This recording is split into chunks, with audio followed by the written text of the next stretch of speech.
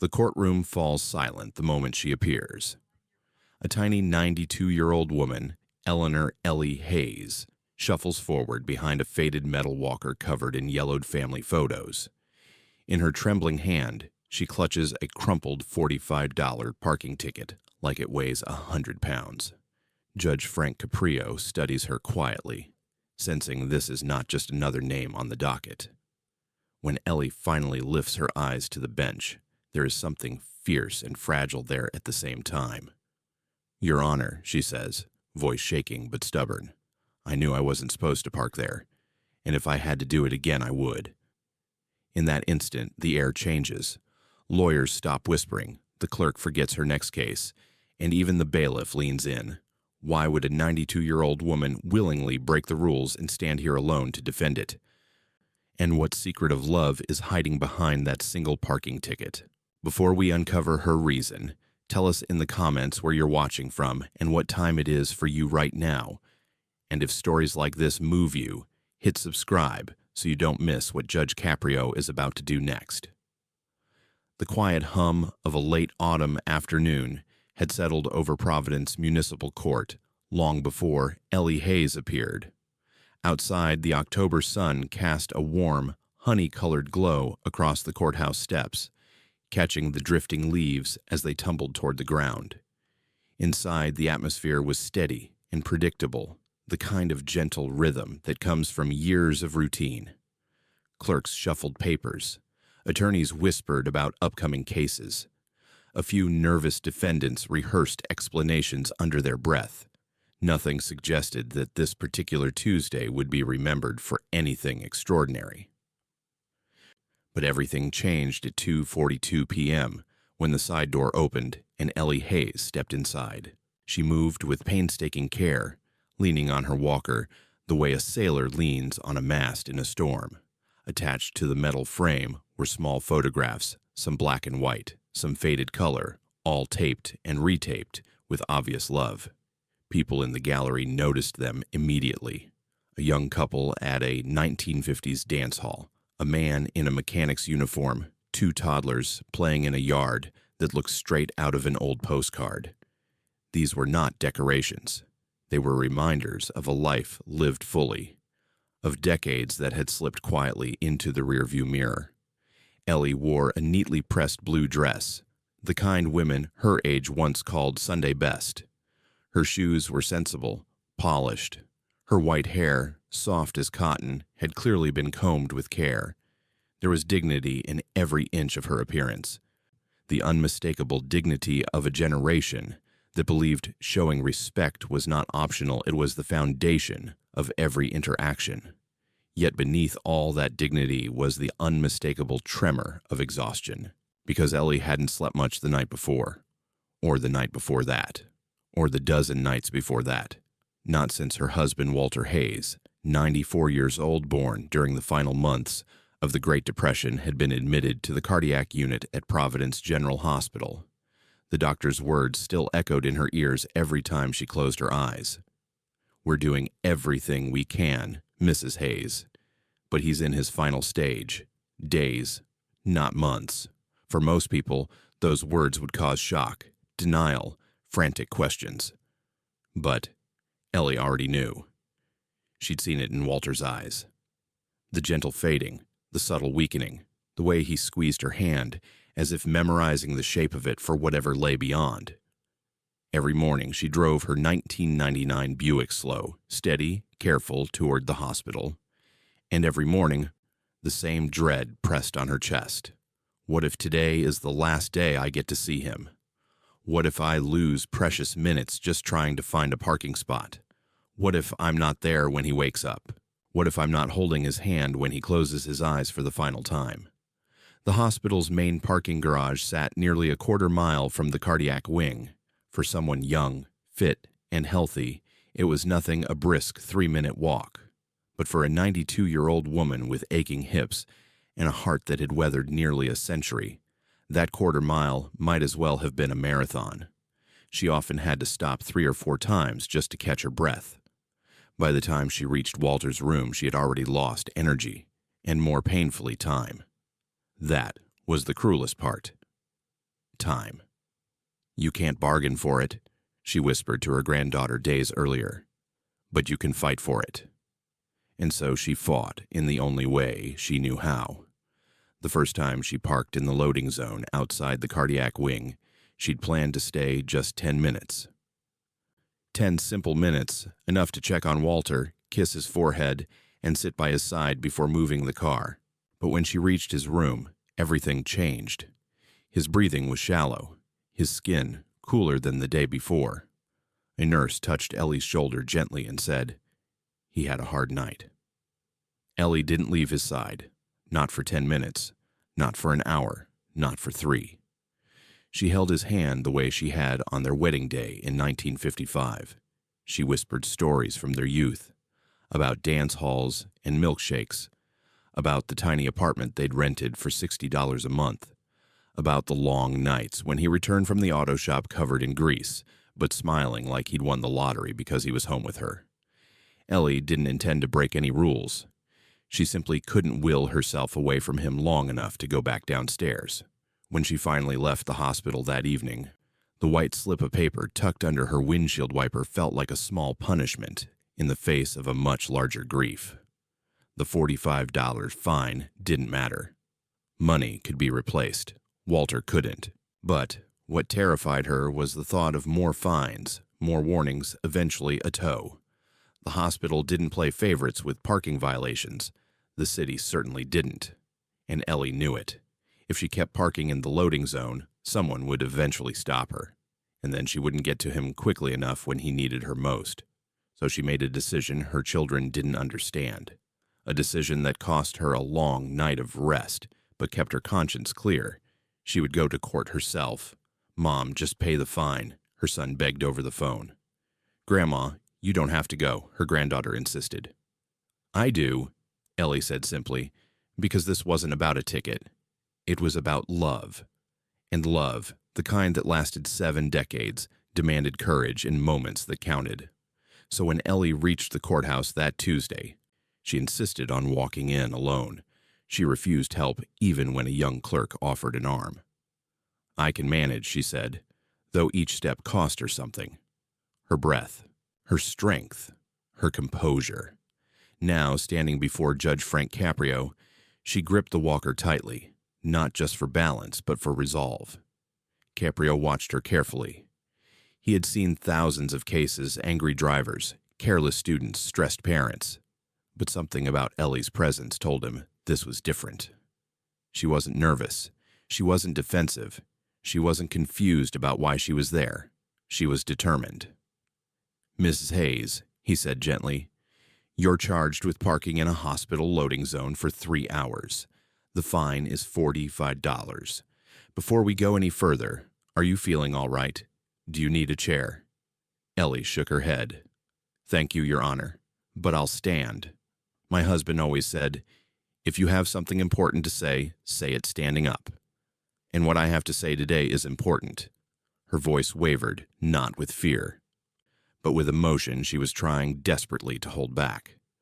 Caprio folded his hands, giving her the full weight of his attention. "All right, Mrs. Hayes, tell me what happened." The courtroom leaned in without realizing it. People paused mid-breath. Even the court reporter's fingers hovered above the keyboard. Ellie took a breath, slow, fragile, determined, and she began to tell the story that would break every heart in the room. Ellie steadied herself at the podium, her hands curled tightly around the cool metal bars of her walker. The courtroom lighting reflected off the polished floor, casting a soft glow around her frail figure. For a brief moment she looked impossibly small, just a tiny elderly woman facing a city, a fine, and a judge. But then she lifted her chin, and in that simple movement something shifted. Suddenly she looked less like a fragile grandmother and more like a soldier stepping forward for a final mission. "Your Honor," she began, her voice trembling but unmistakably clear, "I didn't park in that loading zone by accident. I knew exactly where I left my car." A quiet murmur rippled through the back of the courtroom, but it faded quickly as Judge Caprio raised a calming hand. His eyes softened. the way they often did when someone in front of him carried a heavier story than the paperwork showed. "Mrs. Hayes," he said gently, "why did you park there? What happened that day?" Ellie inhaled deeply, and for a moment her gaze drifted to the faded photographs taped to her walker, the frozen smiles of a life lived richly, fully, and long. She rested her fingertips over one of the oldest photos, a picture of a young couple laughing on a picnic blanket under a tree. "That's Walter and me," she said quietly, noticing the direction of the judge's eyes. "That was taken in 1953, the summer before he asked me to marry him." People in the gallery leaned forward unconsciously. Something was unfolding, something delicate, something profound. Ellie's voice grew more fragile. "Your Honor, Walter's in the hospital. He's been there for weeks. The doctors say we're near the end." The word "end" landed in the room like a stone thrown into still water. Even the court reporter's typing slowed until it stopped completely. "I see," Caprio murmured softly. "I'm very sorry." Ellie nodded, fighting the quiver in her lips. "We've been married for 71 years, Your Honor. 71. She laughed, just barely, as a tear slipped down her cheek. "Long enough that sometimes I forget where I end, and he begins." She tightened her grip on the walker, grounding herself. "Every day I drive to Providence General to sit with him, to hold his hand, to make sure he knows I'm there." Her voice dropped, barely audible. "To make sure he doesn't leave this world alone." The courtroom was silent utterly, overwhelmingly silent. Even the judge took a slow breath before speaking again. "But Mrs. Hayes," he asked gently, "why park in the loading zone? You knew it was restricted." Ellie closed her eyes, as if the answer carried too much weight. "Because I can't walk far anymore," she whispered. "Not like I used to." She lifted one trembling hand from the walker and placed it against her chest, where her heart beat faintly beneath the fabric of her dress. "Every step hurts now. My hips ache. My legs give out without warning. Some days, even getting out of the car feels like climbing a mountain. And the hospital parking garage," she shook her head slowly. "It's too far, Your Honor. Too far for someone my age. By the time I make that long walk through the corridors, I've already lost 15-20 minutes. Minutes I could have spent with him." She paused, her breath shaky. "When you only have days left with someone you've loved since you were a girl, every minute is priceless. Every minute counts." The judge swallowed hard. The gallery remained motionless. Ellie continued, voice breaking. "That day, the day I got the ticket, I thought I'd be quick. But when I reached Walter's room, he looked so tired. So small. He was struggling to breathe. His nurse told me he'd had a bad night." Her hands clenched the walker again. "I couldn't leave him, Your Honor. Not when he looked at me like that, like he didn't know if he'd wake up again." She wiped a tear from her cheek. "So I stayed. I stayed as long as he needed me." A soft sniffle echoed from someone in the back row. Judge Caprio leaned forward, elbows resting on his bench. "Mrs. Hayes, does your husband know you're here today?" Ellie shook her head firmly. "No. I didn't tell him. I didn't want him worrying. He always worries about me. Even now. Even when he's the one dying." She blinked rapidly, fighting the tears. "He'd be upset knowing I got into trouble, that I'm standing here explaining myself." A small, sad smile touched her lips. "He's always been my protector. For 71 years. The judge nodded slowly, absorbing every word. "Why not simply pay the fine and continue parking there?" he asked softly. Surely the ticket itself wasn't the issue. "No," Ellie whispered. "It wasn't the $45. It was the fear." She gripped the walker again, knuckles white. "I was afraid if I paid it, they'd think I didn't care, that I'd keep doing it. I was afraid the next officer would tow my car, and then I'd lose even more time walking somewhere else or trying to explain myself." Her voice thinned. "Afraid that one morning Walter might call out for me, and I wouldn't be there." Her shoulders trembled as she took a ragged breath. "So I came here to ask you myself if there's any way I can park close to the cardiac wing for however many days we have left. I didn't know who else to ask. I didn't know what else to do. A wave of emotion crashed over the courtroom, a mixture of sorrow, awe, tenderness, outrage toward the cruel machinery of bureaucracy, and immense respect for the tiny woman standing defiantly in front of them. The prosecutor, usually stoic, usually focused, looked down at his shoes, jaw tight, as if wrestling with emotions he wasn't prepared to have in a courtroom. Judge Caprio leaned back slowly, his lips pressed together, his eyes glistening. "Mrs. Hayes," he began, but no other words came out at first. He exhaled deeply. "You understand that the law applies the same to everyone. I can't simply ignore regulations because they're inconvenient." Ellie nodded. "I know that, Your Honor. I raised 3 children to respect rules. Walter and I never asked for exceptions." She paused. "But sometimes rules forget the people they're meant to protect." The judge's face tightened, not in frustration, but in the silent ache of a man who has given his life to both the law and compassion. Ellie continued, her voice small but unwavering. "I didn't break that rule to be selfish. I broke it because love leaves you with no choice when time is running out." A long silence filled the courtroom, heavy, fragile, sacred. It was the kind of silence that marked a turning point, a space where nothing needed to be said because everything had already been understood. Then Judge Caprio did something unexpected. He stood. The bailiff straightened instinctively. The gallery held its breath.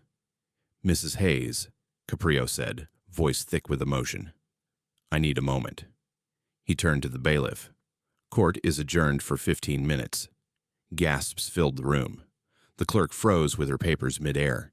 No one could remember the last time Judge Caprio halted proceedings like this, not for a fight, not for a disruption, not for anything. But he was doing it now, for her. "Mrs. Hayes, please remain here. I won't be long." Ellie blinked in confusion, her lips parting. "Your Honor, did I do something wrong?" Caprio shook his head gently, almost tenderly. "No, Mrs. Hayes. Quite the opposite."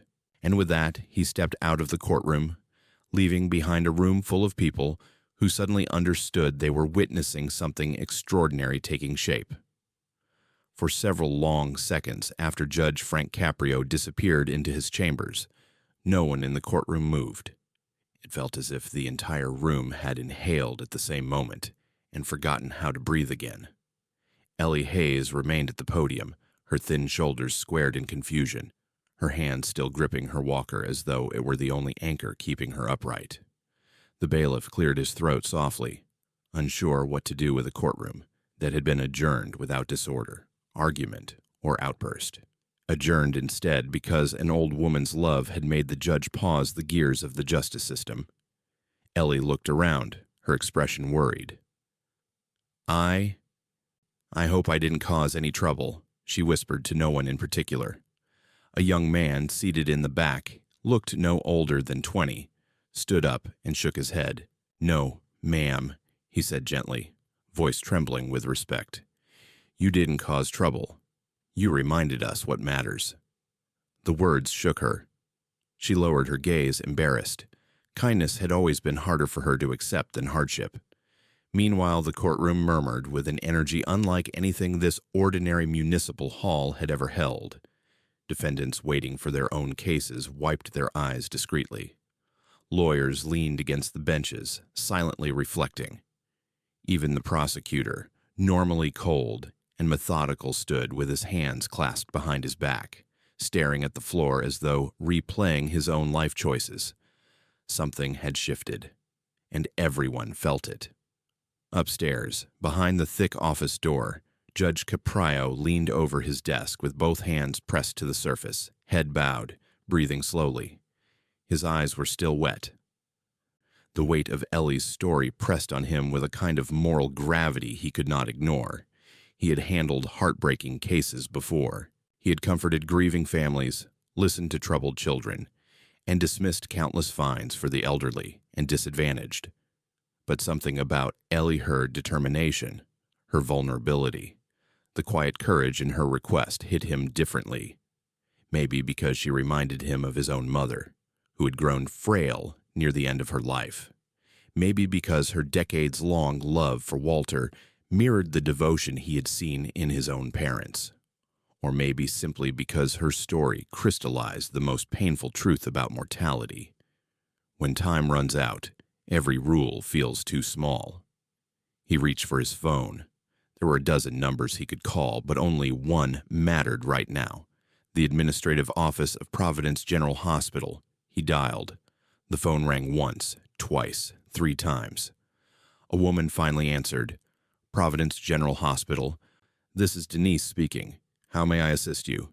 Her voice sounded efficient, clipped, and mildly stressed, the tone of someone juggling tasks with no room for delays. "Ms. Park," Caprio said, straightening his posture. "This is Judge Frank Caprio from the Providence Municipal Court." The silence on the other end tightened immediately. "Oh, Judge Caprio." "Yes, of course. How can I help you today?" He cleared his throat. "I'm calling about one of your visitors, a 92-year-old woman named Ellie Hayes." Another pause, slightly wary. "Yes, I'm aware of the citation issued to her a while ago. Is there an issue?" "There is," he replied, his voice softening with emotion. "Her husband is dying, and she cannot walk the long distance from your parking garage to the cardiac unit." Denise's tone remained professional. "I'm very sorry to hear that, Judge. But unfortunately, our loading zone must remain clear for medical transports. If we allow exceptions, Ms. Park." Caprio's voice sharpened, not harsh, but resolute. "This is not a matter of convenience. This is a matter of compassion." She exhaled audibly, her tone revealing a decade of dealing with people who wanted special treatment. "Judge, if we allow one person to park there, everyone will claim hardship. We have to maintain fairness." "Fairness," Caprio repeated quietly. "Yes. But fairness without humanity becomes cruelty." For a moment, neither spoke. He continued, his voice steady but charged. "Mrs. Hayes visited your hospital every day to sit with her husband of 71 years. She is 92. She walks with a metal frame and pain in every step. She is afraid that if she continues to park far away, she will lose minutes with her husband that cannot be regained." Denise shifted. "I understand that, but—" "No," Caprio said gently but firmly. "I don't think you do." He told her everything Ellie had said, her trembling voice, her fear of missing the last moment Walter opened his eyes, the decades of marriage behind them, the way she had walked into court alone so she could explain herself with dignity, the way the entire courtroom held its breath as she spoke. He described the way she looked at those photographs taped to her walker, not as keepsakes, but as lifelines. When he finished, the line was silent. "Ms. Park?" he asked quietly. Her voice, when it returned, was soft or cracked at the edges. "Judge, too didn't know. No one told me any of that." The enforcement officer simply reported an illegally parked vehicle. Caprio leaned back in his chair, his tone gentle again. "I understand. But now that you do know, I'm asking you to help her. Not as a judge, not as an administrator, as a human being." A long breath traveled through the line.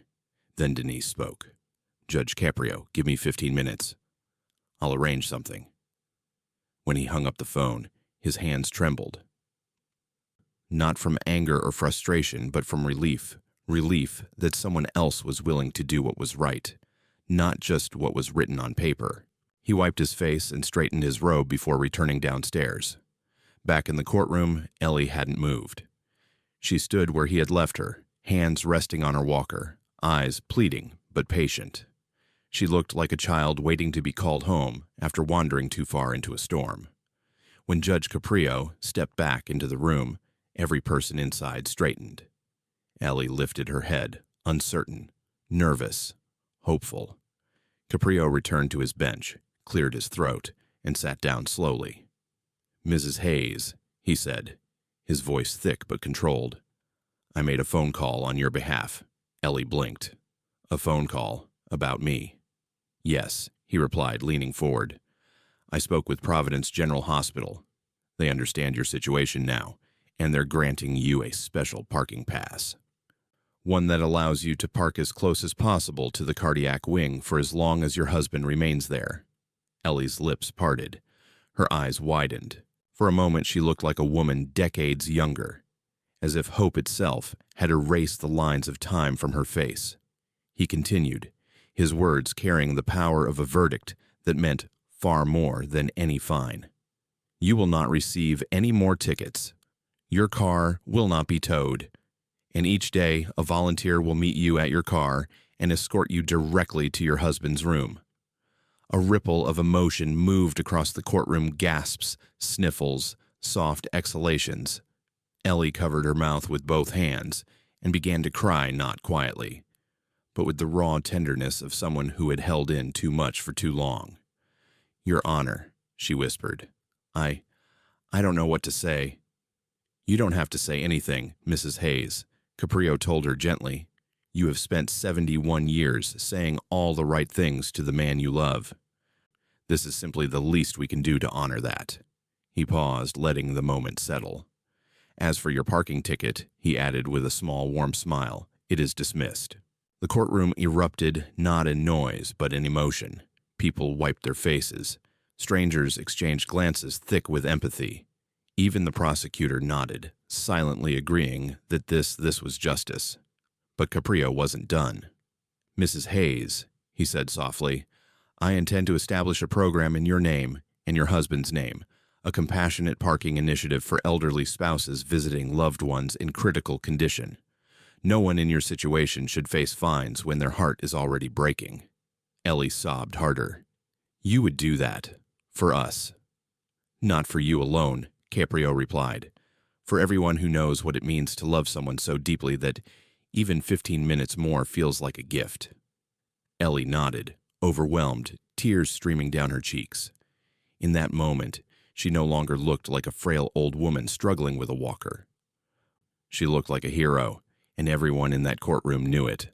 For a moment after Judge Caprio finished speaking, the courtroom was wrapped in a silence so full it felt like a living thing, fragile, luminous, suspended in the air. Even the fluorescent lights seemed to dim themselves in respect. Ellie Hayes stood trembling behind her walker, one hand pressed to her lips, her eyes overflowing with a mixture of disbelief and gratitude so intense it almost shone. She had walked into this room expecting humiliation, a reprimand, maybe even the cold indifference of a system that rarely bothers to look into the tired eyes of the elderly. She had never imagined that this judge would pause the entire machinery of justice to fight for her, for Walter, for the few precious days they had left together. Slowly, Ellie lowered her hand. "Your Honor," she whispered, her voice thin and shaking. I didn't think anyone would listen. I thought I was just an inconvenience, just another old lady in the way." Caprio shook his head, his voice warm but firm. "Mrs. Hayes, no life lived with love at its center is ever an inconvenience." The courtroom stirred again, sniffles, soft exhalations, hands brushing away tears. But there was something else now, something far deeper than sympathy. It was reverence. Ellie's breath trembled as she tried to speak again. "Walter," he always said, "kindness is the one thing that never gets old." She swallowed, steadying herself. "And you just proved him right." Caprio nodded, overcome for a moment. His next words nearly caught in his throat. "I only did what any decent human being should do." But everyone in that room knew better. Most people followed the rule book. Very few stopped the world long enough to rewrite it for someone who needs mercy more than procedure. Before anyone could speak, the bailiff stepped forward gently. "Ma'am, would you like a tissue?" he asked quietly. Ellie nodded, accepting it with a shaking hand. She dabbed her eyes with the kind of soft precision that only age brings, slow, careful, dignified. A middle-aged woman in the gallery suddenly stood. She was a stranger, but her voice carried the tremor of a shared human truth. "Mrs. Hayes," she said softly, "my mother went through the same thing last year. I wish someone had helped her the way the judge is helping you." Ellie turned her head, blinking in surprise. The woman placed a hand over her heart. "You're brave. Please know that." Those words, "You're brave," hit Ellie harder than she expected. Her lips parted. Her shoulders quivered. She had not felt brave in a long time. Mostly she felt tired. Mostly she felt scared. Mostly she felt like the world had grown too fast, too complicated, leaving people her age behind. But now, hearing those words spoken softly by a stranger, something inside her straightened. Not physically. Her bones were still fragile, her legs still unsteady, but deeper. In a place no one could see. She lifted her chin. "I'm just a wife," she said simply. A wife trying to say goodbye the right way. The room fell quiet again. Judge Caprio exhaled slowly, steadying himself before addressing the courtroom. "Ladies and gentlemen," he said, speaking not just as a judge but as a storyteller of truth, "this is why justice must always make room for compassion. Laws guide us, but humanity must lead us." People nodded. A few pressed their lips together to keep from crying. Then Caprio turned his attention back to Ellie. "Mrs. Hayes, the hospital administrator has issued your special pass. A volunteer will walk you in. You'll have nothing more to worry about." Ellie nodded, unable to form words. She wiped her eyes again, her breathing shaky. "And," Caprio continued, "I want you to know something else. This courtroom, all of us, we're with you. You're not alone, not now." Ellie's shoulders trembled as a soft, broken laugh escaped her lips. "I haven't felt not alone in a long time," she said. A young mother in the gallery pressed her child close, whispering something tender into his hair. A man in a suit wiped his glasses quietly. Even the prosecutor, normally composed, looked like he was swallowing a hard lump. Caprio shifted in his chair, as if wanting to step down again, but instead he spoke with a gentle authority. "Mrs. Hayes, may I ask, would you share a little more about Walter?" Ellie blinked. "About my husband?" "Yes," Caprio said softly. "I think we all want to understand the love that brought you here." The request surprised her. She hesitated at first, then placed her hands over the walker's grips, gathering strength from the photos taped there. "Well," she began, "Walter Hayes was the kind of man who fixed everything, except maybe his own stubbornness." A few people chuckled through tears. She smiled faintly, gaining confidence. "We met at a community dance in 1951. I was 19. He was 21. I thought he was arrogant at first, because he kept asking me to dance, even after I said no." "And what changed your mind?" Caprio asked gently. Ellie's eyes softened with memory. "He said he just wanted one dance." "If you hate it, I'll never ask again," he told me. But he didn't look at my dress or my hair. He looked right at my eyes, right at me.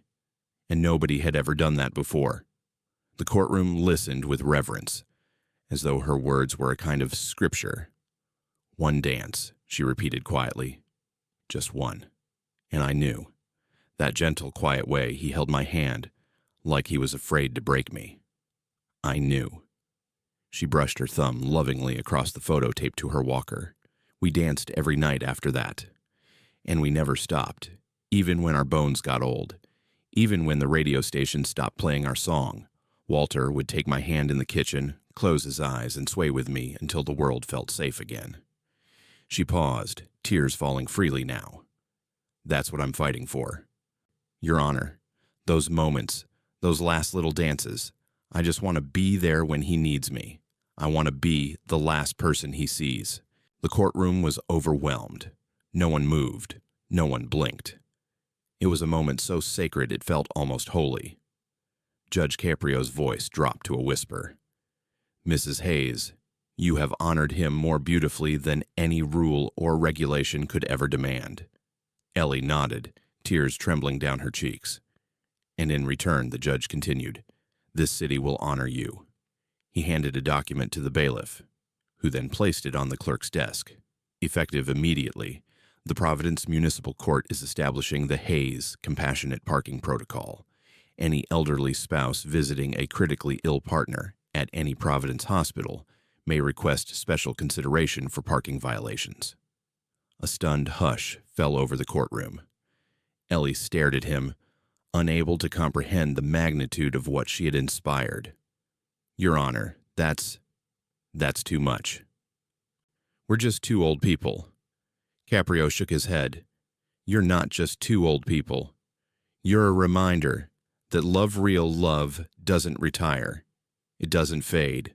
It becomes stronger in its final hours." He let the words settle before adding gently, "Your story will help others long after today." Ellie wiped her face, overwhelmed. "Walter always said we were ordinary," she murmured. Caprio smiled tenderly. "Mrs. Hayes, sometimes ordinary people create the most extraordinary change." Someone in the gallery started clapping. Quietly at first, almost shyly.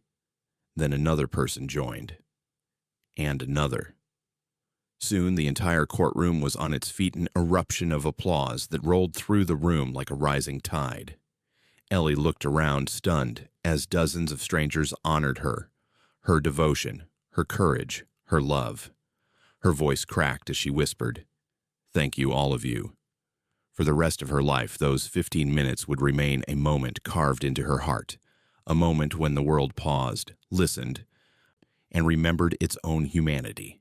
When the applause finally softened into a gentle hush, Ellie Hayes stood motionless behind her walker, overwhelmed, almost frightened by the magnitude of what had just happened. For most of her life, she had been invisible in the way many elderly people become invisible, quietly moving through grocery store aisles, shuffling slowly across sidewalks, standing unnoticed at bus stops, often spoken around rather than spoken to. Yet here, inside this crowded municipal courtroom, an entire room full of strangers was standing for her marriage, for the life she and Walter had built together over 71 years. It was too much for her fragile heart to grasp all at once. Judge Caprio rose from his bench not quickly or dramatically, but with the same deliberate gentleness he used when approaching a grieving child or a trembling veteran. He stepped down from the platform and walked toward Ellie, stopping a respectful distance from her, lowering his voice as though speaking with an old friend in a quiet living room. "Mrs. Hayes," he said softly, "may I ask you something?" Ellie blinked, brushing a tear from her cheek. "Of course, Your Honor." "What is the secret?" he asked. "To 71 years of choosing the same person." A ripple moved through the courtroom, everyone leaning in slightly, waiting, hungry for the kind of wisdom that can only come from time, hardship, and unwavering devotion. Ellie lifted her gaze. Her eyes, red from crying, still carried traces of the girl she once was. A young bride, a partner, a soulmate. She swallowed, collecting herself. "People ask that a lot," she murmured, "especially younger folks. They think there's some tricks of magic you learn after a decade or two." She shook her head slowly. "But it's simple, really. Not easy, but simple." The judge smiled. "We're listening. We never kept score," Ellie said quietly. "Not once. Not in all those years." She took a slow breath, letting the memories wash over her. When Walter lost his job in '67, he was ashamed, worried he'd let me down. But I told him, no matter how much or how little we have, we'll have it together.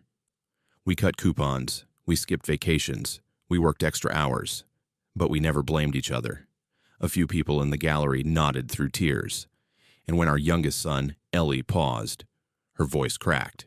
She pressed a trembling hand to her chest. When he died in that accident, that was the closest we ever came to breaking. Someone in the front row covered their mouth. Ellie continued softly, "Grief can make people push each other away, Your Honor. Grief makes you angry. It exhausts you. It turns love into something sharp." Her eyes glistened. "But Walter held my hand every night after that, even when we had no words left, and I held his. We didn't try to fix each other. We just stayed. That's all. We stayed." The room was silent, breathless. Ellie touched the photograph on her walker, the one of her and Walter as newlyweds standing outside a small church with chipped white paint. We chose each other on the easy days. But more importantly, we chose each other on the hard ones.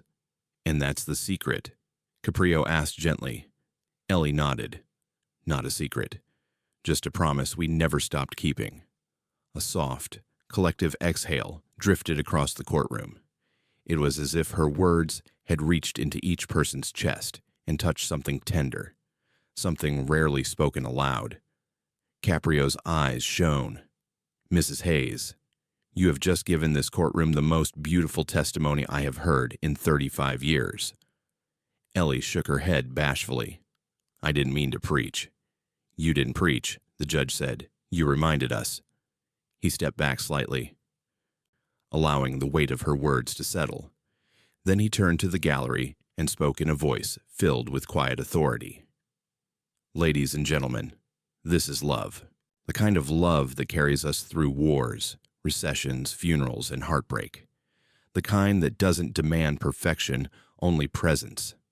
The kind that shows up. People nodded. A few placed their hands over their hearts. Caprio turned back to Ellie. May I walk you out, Mrs. Hayes? Her eyes widened. Oh, Your Honor, you don't have to. I know, he said gently, but I want to. He extended his arm. Ellie hesitated. She had spent a lifetime being self-sufficient, a product of a generation that valued dignity over comfort. But finally she placed her hand lightly on his forearm. Together they walked slowly down the aisle.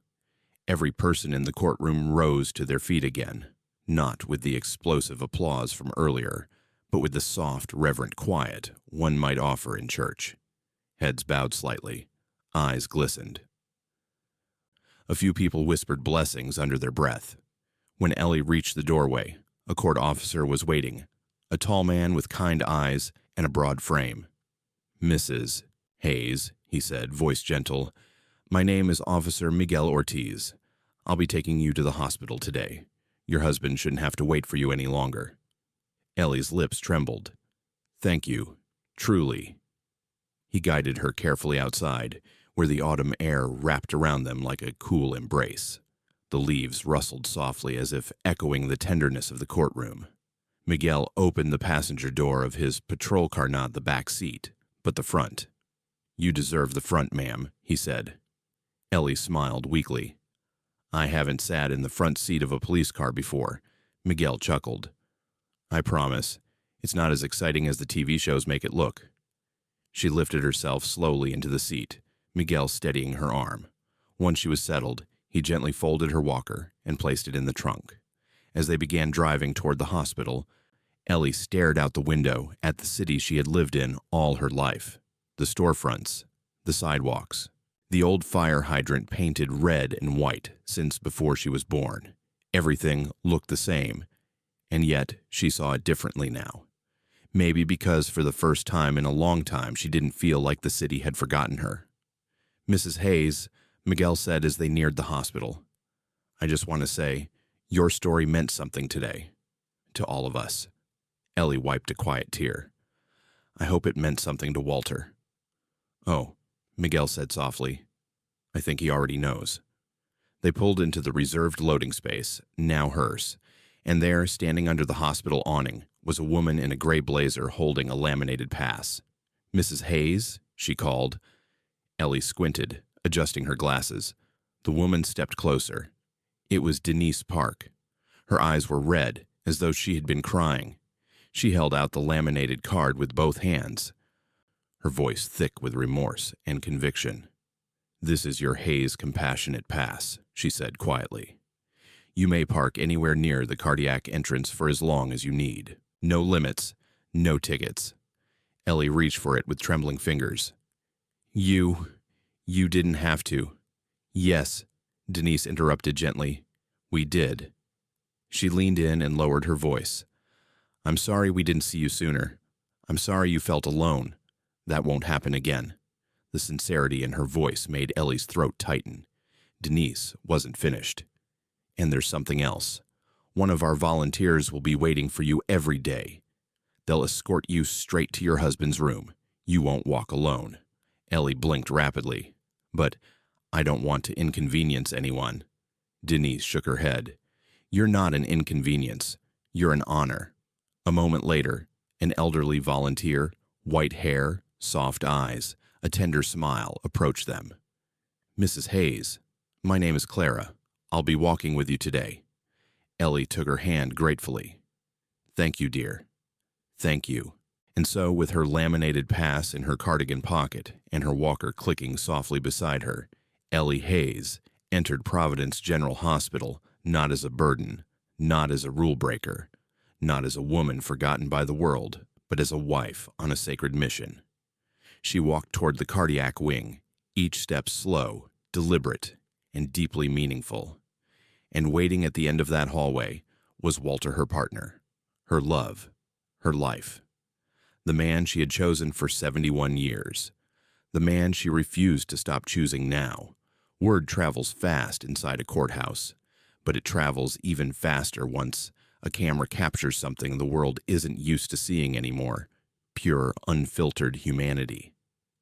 And as Ellie Hayes was being escorted through the quiet hallways of Providence General Hospital, holding Clara's arm and whispering steady to her own trembling legs, a very different kind of movement was unfolding back inside Judge Caprio's courtroom. In the back corner of the room, near the wall where audio cables were coiled like sleeping snakes, stood a young man named Aaron Blake, the court videographer. Aaron had filmed thousands of cases. He had seen people cry, yell, confess, panic, laugh nervously, and sometimes even change right in front of the lens. But he had never, not once seen a moment like the one he had just recorded with Ellie. He stood frozen, staring at the stopped recording screen. His breath had slowed. His eyes were glassy. His fingers hovered over the equipment, as though he was afraid to touch anything and break the spell. A colleague stepped beside him. "You all right, man?" Aaron nodded, but didn't break his gaze. "I've been filming for 8 years," he murmured. "I thought I'd seen all there was to see. But that," he swallowed thickly, "that wasn't just a case. That was love standing trial." His colleague blinked. "You're gonna upload it, right?" Aaron hesitated for the briefest moment, and then nodded with resolve. "People need to see this. The world needs to see this." And so the world did. Within 3 hours, the video was uploaded to the municipal court's official channel. Within 6, it had passed 500,000 views. By the time Ellie reached Walter's room, sat beside him, and whispered, "I'm here, my love," it had crossed 1 million. But neither Ellie nor Walter knew any of that, not yet. At the hospital, Ellie had barely stepped inside the dimly lit cardiac room when her breath stopped. Walter lay on the bed, thinner than the day before, his cheeks hollowed, his arms fragile under the blanket. But when his cloudy eyes blinked open and found her, something inside him brightened, tiny but unmistakable. "There you are," he whispered. Ellie sat beside him, taking his hand with both of hers. "I told you I'd be here as soon as I could." She smiled through her tears. "I had a little errand to run." He chuckled softly, a papery chuckle, but a chuckle all the same. "You always have errands, Elle." His voice weakened. "Did everything go all right?" Ellie looked into those familiar eyes and made a silent decision. She wouldn't burden him with any of it. Not the ticket, not the fear, not the courtroom, not the applause, and certainly not the fact that a judge had halted his entire docket just to make sure she could park closer. "Yes," she said gently. "Everything went just fine." He squeezed her fingers. "Good. I worry." "I know," she whispered, pressing her cheek lightly to his hand. "But you don't have to. Not anymore." As the monitors beeped steadily, Ellie hummed softly, a melody so faint it sounded almost like memory itself. It was their song, the one from that community dance hall so many years ago. Walter's grip tightened slightly. "Still the prettiest sound I ever heard," he murmured, and Ellie's tears slipped silently onto his knuckles. Meanwhile, downstairs in the hospital cafeteria, on the other side of the city, across Rhode Island, across the East Coast, and soon across the entire country, hearts were being touched by the Hayes story, one share at a time. The comments section filled with stories. My grandparents were married 68 years. This reminds me of them. I'm sobbing. Please hug your partner while you can. Judge Caprio is what justice should look like everywhere. This isn't just a parking ticket. It's a whole lifetime folded into one moment. Morning talk shows picked it up first, then family vloggers, then senior care advocates, nurses, teachers, pastors, marriage counselors, veterans groups. In homes across America, elderly couples watched the video curled up on couches or lying in adjustable beds, fingers intertwined. Some whispered, "That could have been us." Some whispered, "That will be us." Some whispered nothing at all, only holding each other tighter. But not everyone saw beauty right away. By the next afternoon, a local radio host raised an eyebrow. "Isn't this setting a dangerous precedent?" he asked his guest. "If exceptions are made for her, where do we draw the line? What about fairness? What about rules?" A city council member chimed in on Twitter, "Laws exist for order, not emotion. We can't bend them every time someone has a sad story." Though outnumbered 20-1, these voices gained traction. Some complained the hospital was letting emotions override logistics. Others argued that everyone has hardships, and exceptions weaken enforcement. But something powerful and unexpected began to happen. People who had been silent found their voices. A woman wrote, "My husband died of pancreatic cancer. I struggled walking from the parking garage too. I had to choose between his last moments and avoiding a ticket. This new rule, it would have changed my life." A man commented, "My wife has Alzheimer's. The hardest part isn't the disease, it's the walk from the lot to the entrance. Thank you, Judge Caprio." A nurse posted a video saying, "You don't know how many elderly spouses cry in stairwells because they're exhausted and late. You don't know how many regret the minutes they lost." The tide turned swiftly. Humanity drowned out bureaucracy. Within 48 hours, the Hayes Compassionate Parking Protocol wasn't just a local idea, it was being discussed in hospital boardrooms across the Northeast. Providence General's own board convened an emergency meeting, where Denise Park explained the situation in full, her voice steady but emotional. "Compassion does not weaken our system," she told them. "It strengthens it." The board approved the policy unanimously. Then other hospitals started calling. 12 in the first day, 48 by the end of the week. 2 state legislators proposed initial drafts for a statewide compassionate parking bill. A viral hashtag formed. Choose compassion. But while the outside world buzzed, debated, organized, and transformed, Ellie remained in Walter's room, oblivious to the movement she had sparked. She sat beside him each day, holding his hand, reading him passages from his favorite mystery novels. Sometimes she told him stories about their children. Sometimes she retold adventures from their early years, road trips in a rusty Chevy, nights spent dancing on cheap wooden floors, storms they weathered literally and emotionally. Most times she didn't speak at all, she just held his hand. Walter would drift in and out, his breath soft and uneven but always calmer when she was near. One afternoon he stirred and whispered, "Elle?" "Yes, love." "Was it a hard errand? Yesterday?" Ellie smiled faintly. "Not hard. Just important." He nodded, eyes closed. "Everything's important when it's for love." Ellie kissed the top of his hand and closed her eyes. If she had looked out the window, she would have seen a growing crowd outside, journalists interviewing hospital staff, filming segments for evening news programs. If she had turned on the TV mounted in the corner of the room, she would have seen her own face, frail, trembling, courageous, featured in headlines. But Ellie saw none of it, because her world had shrunk to the size of a hospital bed, to the warmth of Walter's hand resting inside hers, to the soft beeping of monitors counting down the time she had left with him. And that was exactly where she wanted to be.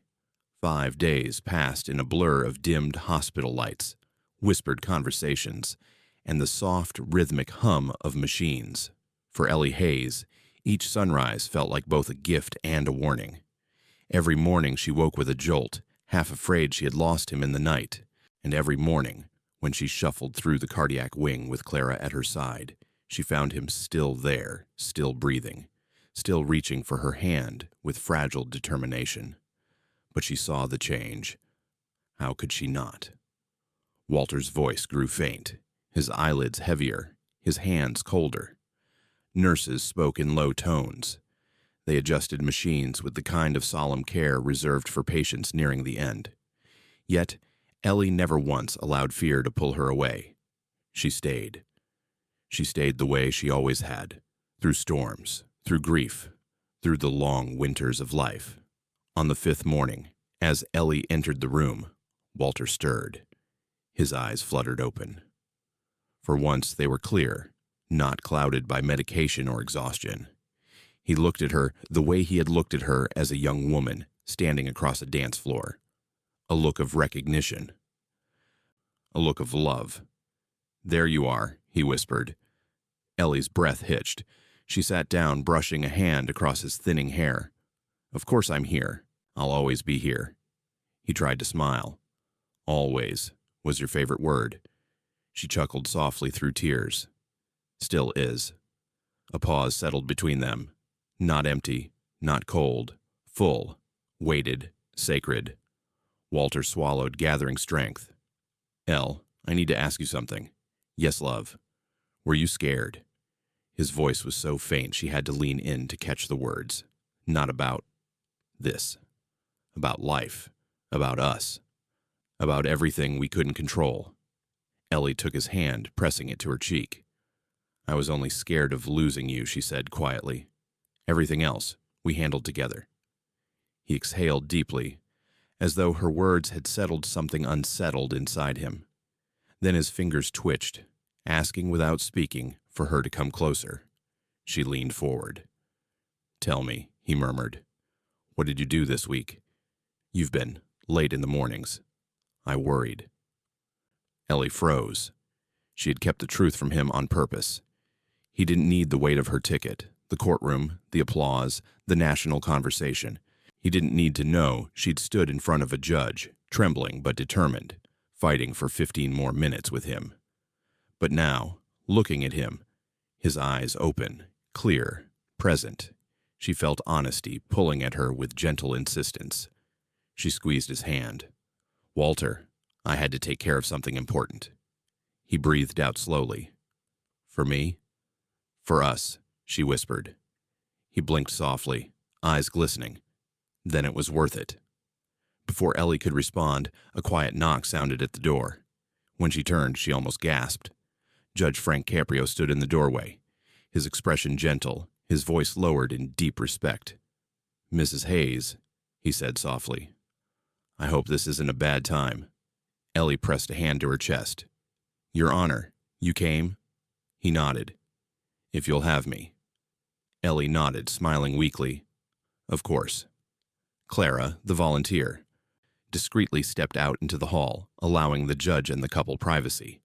Caprio approached the bed slowly, as though entering a sacred space.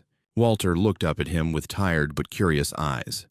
"Mr. Hayes," Caprio said gently, "I'm Judge Frank Caprio. Your wife came to visit me at the courthouse the other day." Walter's eyebrows lifted faintly. "Is that so?" Ellie chuckled softly. "I told you I had an errand." Caprio smiled warmly. She came to explain a parking ticket. But she did a great deal more than that. She reminded everyone in that courtroom what love looks like over a lifetime. Walter's eyes drifted toward Ellie. "She does that," he murmured. "She makes everything more beautiful." Ellie's breath stuttered. She pressed her forehead lightly to his hand. Caprio swallowed, steadying his voice. "I wanted to thank you, Mr. Hayes. Your love story changed something in this city. Your marriage, it gave us a blueprint for compassion." Walter coughed softly, his strength wavering. But his voice held a spark. "It wasn't complicated," he whispered. "Just kept choosing her." Ellie's tears spilled down her cheeks. Caprio nodded slowly. "That choice, it's changed more than you know." For a moment, no one spoke. The room hummed quietly, the beeping monitor, the soft whoosh of oxygen, the distant footsteps of nurses. It felt as though time itself had slowed to allow this moment to take shape. Then Walter whispered, "Thank you, Judge." Caprio rested a hand on Ellie's shoulder. "It's I who should be thanking you." He stepped back, giving the couple space as Ellie returned fully to her husband's side. She brushed her fingers along his cheek, memorizing the feel of him. "Walter," she whispered, "I love you. I'll love you in every year we had and every year we won't get. I'll love you long after the world forgets our names." Walter's eyelids fluttered. His grip tightened around her Honda, final burst of strength from a fading heart. "Elle," he breathed, barely audible. "Yes, love." He smiled, the faintest echo of the young man she'd once danced with. 71 years wasn't enough, he whispered, but it was beautiful. And with his hand in hers, Walter Hayes exhaled his last breath. Ellie didn't cry, not at first. She rested her forehead against his, letting the warmth of his skin imprint itself into her memory. Only when the monitor began its slow, solemn tone did she let out a breath that had been trapped inside her for years. A nurse stepped forward quietly, but Caprio lifted a hand, stopping her. "Give her a moment," he whispered. Ellie kissed Walter's hand one last time. "I'll meet you in the next dance," she whispered softly. Only then did her tears fall freely. Walter Hayes' funeral was small but full of warmth, the way he would have wanted it. A modest room in a local funeral home, soft music playing, framed photographs lining the walls. Ellie sat in the front row, hands folded over her lap, her walker nearby. Judge Caprio stood at the podium, speaking not as an official, but as a witness to love. "Most court cases end the moment the gavel falls," he said softly, "but this one changed something in all of us. Mr. and Mrs. Hayes reminded us that justice is not merely the application of rules, it is the recognition of humanity." He looked toward Ellie, and this woman beside me showed us that love is not weakened by age, it is purified by it. Ellie lowered her head, tears slipping quietly down her cheeks. In the weeks that followed, the Hayes Compassionate Parking Program expanded. Donations poured in from strangers, moved by Ellie's courage. Hospitals called from across the country, asking how to adopt similar policies. But the biggest change came from the people whose lives were touched directly. An elderly man visiting his wife with dementia. A retired teacher whose husband was dying of lung disease. A veteran whose wife had been hospitalized with severe complications. Ellie's story opened doors for them, literal and metaphorical ones. Her love became a legacy, and though she returned to an empty house, to the quiet stillness of a bed with only her side occupied, she carried Walter with her in every step. Every morning she sat by the window, letting sunlight rest on her face. Every evening she whispered, "Good night, my love." And every day, somewhere in the city, another elderly spouse parked a little closer to the person they loved, thanks to her. Every single one of them unknowingly repeated the same silent prayer. "Thank you, Ellie and Walter Hayes. Love. The real kind, the kind that survives 7 decades, doesn't happen by accident. It isn't luck, fate, or magic. It is choosing someone over and over again, especially on the days when life feels heavy, unfair, or unbearably fragile." Ellie and Walter Hayes showed us that love in its purest form doesn't fade with age. It deepens, it sharpens. It becomes a compass that guides every choice, every sacrifice, every trembling step toward someone you refuse to live without. And Judge Caprio reminded us that justice, when guided by compassion, becomes more than law. It becomes humanity in action. If this story touched your heart, tell us in the comments about the long-lasting loves in your life. And don't forget to subscribe for more stories that remind us of kindness, courage, and the quiet power of choosing love.